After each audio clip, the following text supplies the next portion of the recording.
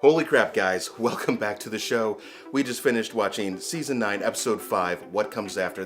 Was Rick Grimes' final episode on The Walking Dead, and mind blown, awesome episode, just throwing it out there. I experienced so much emotions during this one, I didn't know what the hell was going on.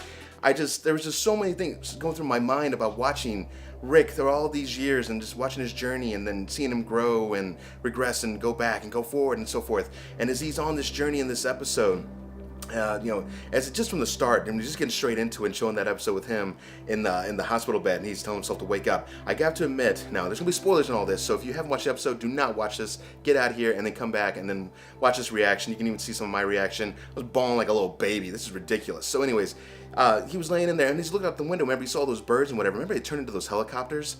That right there just immediately just sent me a nod. Like, is there a chance that he could be saved by these guys? And I'm like, maybe, but probably unlikely, right? Well, anyways, we'll get back to that in just a little bit. So starting off with him in that conversation with himself, telling himself to wake up, and he gets back to it. And I mean, talk about smart move. I would never thought to take my belt off. I guess, but that makes you a great survivor, right? Takes his belt off, throws it over the loops that's just out of reach with his hands, and he lifts himself off the rebar. How intense and exciting was that? Just to see him, and also hurtful too. I mean, just seeing how hurt he really is.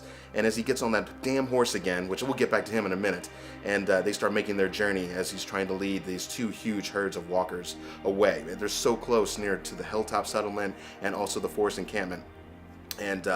And so he's in deep trouble. So along Rick's journey here, we're not going to go through every single thing that happened, but let's talk about it. So he had flashbacks with certain people in his life, trying to get himself to keep going and moving. And one of the first flashbacks was Shane, as he's telling him to wake up and do. Basically, they have this conversation, and they kind of come to terms about what went down, and basically when Rick killed Shane. Now, obviously, this is all in Rick's mind. I mean, who knows what true words he really would have to say to Rick. But I mean, they were kind of inspiring. They weren't trying to down Rick. I mean, it's like, dude, you come so far. You gotta get up, and you gotta keep fighting. You gotta keep moving, and wake up. And so he sees him. He sees Herschel. R.I.P. Herschel. He passed away, I think, just a few weeks back, and so. But it was great to see him on screen once again. A final send-off to his character Herschel, and then him in real life as well. And so they have a nice little talk there too. Just kind of Rick breaking down and talking about he needs to find his family, and Herschel's even trying to tell him, no, your family is here. It's where you are now. And so he moves past that. And he also sees Sasha along the way. And mind you, between each one of these. And when he wakens, I mean, one of them is when he's in that cabin where something went down in there. I can't remember where that cabin came into play. If any of you guys can remind me what went down, if that was a nod to something, because I know there was 2 people in there and they were plenty dead, and there's a couple guns in there and bullets all over the place. But all the same, he wakens to a zombie about to rip off his face, and he nearly escapes that one. And, it's just like one after another. I mean, obviously he's passing in and out, which fully makes sense. He's bleeding out so badly. It's amazing he made it as far as he did. And as he keeps going, I'm going to show you a little bit. You're probably going to see it already up in the corner as some of the, I'll call it the reaction couch. I've never done this before on the show, but I knew that I was going to be a mess on this one. Rick's my favorite character. I really enjoy his development and what he's gone through in his journey. And I just feel like I can relate to him so much. And so by far, hands down, my favorite character on The Walking Dead, as I do believe many of yours as well. And it was just, I just felt the emotions start hitting me. The music score during the entire episode was amazing, just totally wrenching at your feelings and just turning them, right? Just turning them on. And I already felt myself kind of start losing it just earlier on when he had those conversations with even Herschel and Sasha. And even, let's talk about, on a quick side note, let's talk about Negan and Maggie. So Maggie makes her way finally into Hilltop. She gets there, and Michonne is standing right in her way. And I'm like, is this really going to go down? Are these two really going to fight it out? So they have a conversation, and basically, I was on board with Michonne for a minute, just thinking, Maggie, you got to get past it and get over it. What's done is done. But then Maggie starts giving the true, really reals and what went down. And if it had been Rick, or, and you had a child raised on your own, I'm like, God, she is so right. I mean, you can't help it. She's right. I mean, the man deserves to die completely. I mean, there's really no going back and forth on it, which I have found myself doing a little bit. So, but she hands the keys over. She lets her in, and saying, I'll live with the consequences afterwards, whatever. She goes in, so they have this conversation. And he's just immediately nailing at Maggie about how he killed her dad, Herschel, how he killed Glenn, and the details and so forth. I'm like, dude, you must want to die. Well, in fact, that is it. it isn't that Maggie was her. I thought Maggie was going to try and escape, but I'm just like, well, he's so weak. How would he do that? He wants to die. He's tired. He wants to see his wife. He's just things didn't work out the way he had wanted. He just wants to exit out of this world and be on his way. And Maggie sees that Negan is truly dead for the most part. I mean, he's just not there. I mean, I think what they've said, Negan's actor has said in the past is that Negan doesn't lie. He gives the really reals and puts it out there. And I believe that was not a performance. I believe what he was breaking down and crying is truly Negan's breaking down, almost like Rick when he saw Abraham and Glenn have their heads smashed in that forest some time ago. So it was amazing to see that breakdown. It was really kind of heart-wrenching in ways, but I mean, seeing a man just want to die, I mean, that's pretty rough. And Maggie, she did not grant him his wish. She saw that this is pretty much as agonizing and painful of a life that I could wish on anybody. So she put him back in his cell, and he walked back in there, moped, slowly walked in there, just wishing to die, and she let him just stay in there. Wow. I mean, good move on Maggie not to kill him. Well, at least we think so for now. But I think she's going to feel better about herself not doing that, knowing that he is in agony. Just like many killers out there who are rotting in prison, I think you would hope that they are also rotting as well, in their minds and what they've done. So that was pretty intense. Let's fly back to Rick. So Rick goes through all these encounters, all these different places, talking to these flashbacks of people. And he also has a flashback when he sees everybody. I thought this was so cool when he goes back to the hospital. This is one of the last flashes. And he's walking through the hospital, and he sees, don't open, dead inside. And it just immediately you flash back to that first episode, first season, and you're just like, wow. I mean, what a journey, we've been on. Just remember back, and the board falls out, and he opens up the door, and inside he sees just a huge field of dead people, including the people that are currently still alive in the universe, like Jesus, and I think Maggie was there, and there were some others too.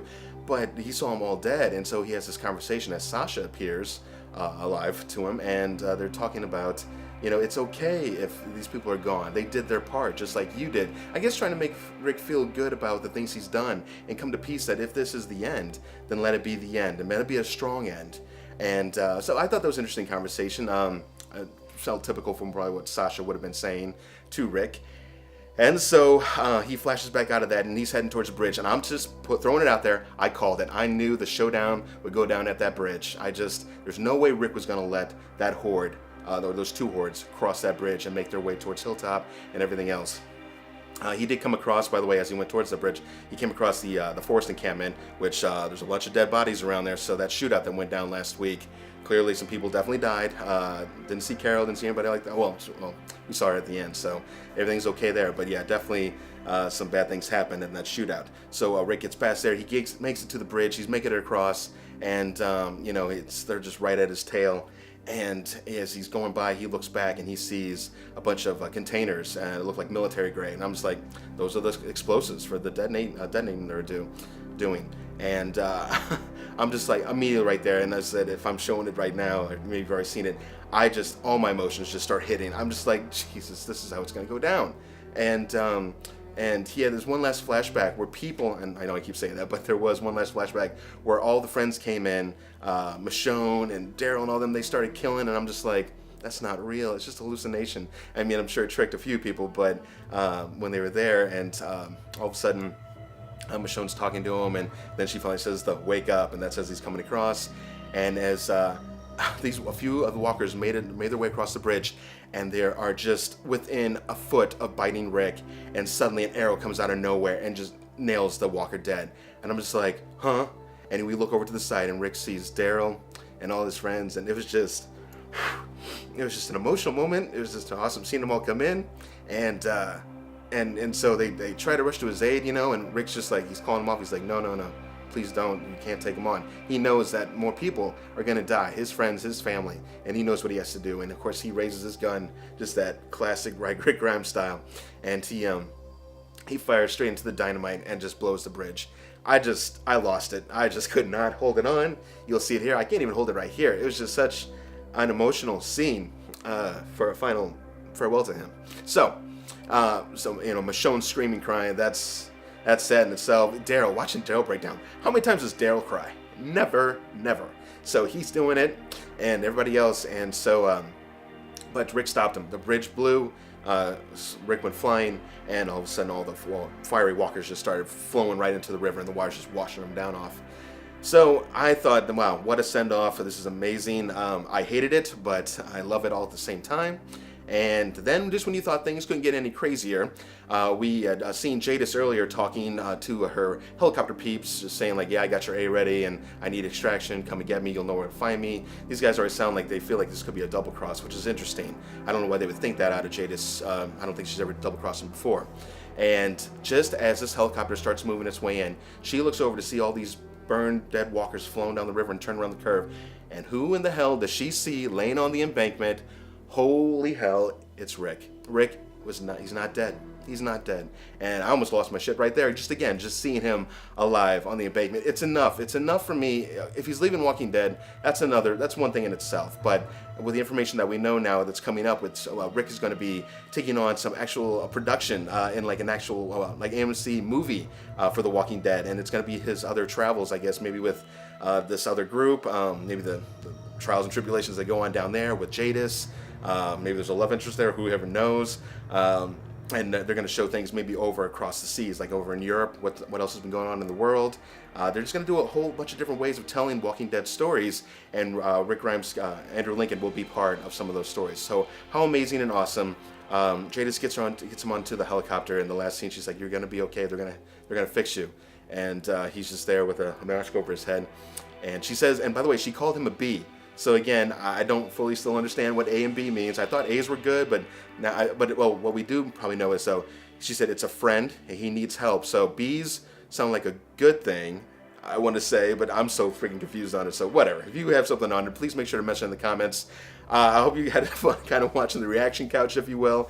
I kind of tried to show both of the footage of the show and then me and reacting to it. Guys, I was just a complete mess. I don't usually break down like in most movies like that. I mean, after having kids and stuff, I find myself a little bit more emotional about certain scenes and things around like kids and, you know, losing people and whatever. But I just couldn't handle it. I mean, the music and everything was just hitting so hard. I hope you guys had a great time. This episode, I'm giving it. It's done. 10 out of 10. This episode was amazing. It's one of my favorites by far. Yes, because I mean everything that went down with Rick and his story and what's happened to him.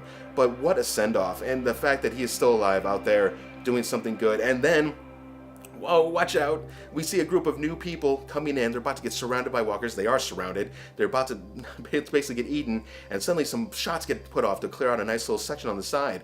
And who do they run into? This young little girl who has a gun to her hip. And they ask her who she is. She looks down and sees Rick's hat, which Carl's had, whatever. And she says, Judith. And I just said it with him, Judith Grimes. And I'm just like, so, and it was a cool way they did that too. They showed that scene of that barn in a certain way, you know, with the landscape and the scenery, and then suddenly it changed with time. So it has been several years, obviously. Judith, I mean, she could be, all bit of, I don't know, 10, 11? I'm a little bad with age, but she could be somewhere around there. And so how exciting to see Rick's legacy. Judith can move forward, and we have not seen the end of the Grimes family. So, guys, with that said, again, 10 out of 10. I love this episode. And I just saw the footage for the next 3 episodes. You want to say, holy bleep? Yes. I'm on board, fully on board, ready to go. I mean, I hate that Rick's gone, but I mean, let's face it, guys. I mean, the show must go on, right? If people want to leave, they don't do their thing. So let's see what they can do. Let's have some fun. Let's get back on board for all you haters out there who haven't been on the show. Staying in it and seeing this happen tonight has made it all worth it, and I look forward to seeing what's to come. So with that said, I'm Mike Schilling. This is the Z-Man Show. Make sure to like and subscribe if you enjoyed the video. And guys, we will see you next week and see where the hell this season is going. See ya.